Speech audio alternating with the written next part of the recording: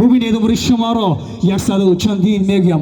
دوستان عزیز، در پایان سخن گفتن ما را در اینجا گروه سازآوازی انسامبل سوراجانی رستم که در اینجا حضور دارند، بلبلگی تاجیکستان، بلبل باقیستان که امروز با آواز زیبا و زیباش در مهمانی خانه‌دار است، یک قرصگی بلند به فخاری سهراب جان می‌زنیم. سهراب جان شعر این لب آغاز کن، اهلی مجلس را هم دبستاز کن، جور کن آهنگ چنگ و دایره، بسوی جمشیدی ما را باز کن.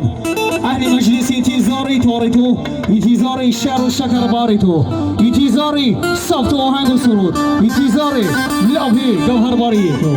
سرجان باری که خوی سال میشه باری خود باری شبچه نازنی سرایی توی آورا تنی نواز میگراند، زیده باشد خرسدی و مبارک باشه. شبچه نازنی خویش بگیریم بجای خود بشینیم. سراجان برامت خویش بگیریم سناس کنیم. تشکر زیاد. اول از نام خودم از نام صنعتکارایی که در اینجا حضور دارند شبچه‌ی مهربان تویش هم مبارک بود میگم. مهمونا خوش آمدید. مردمی قرغن آباد اکی گرمی را دیگه نمیکنیم، همه کسا میرقصیم برای شب و عروس یک سرود میکنیم بلند میرقصیم. توی مبارک باشه.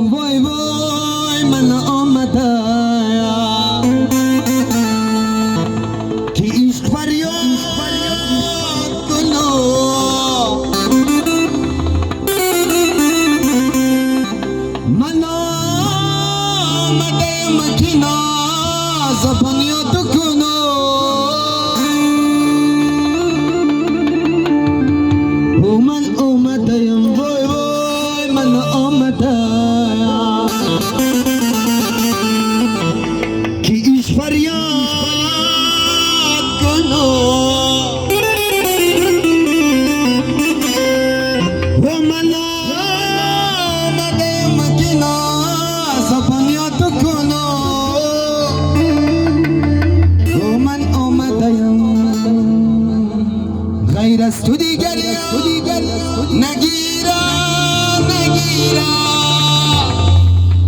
برای شب عروس نگیرم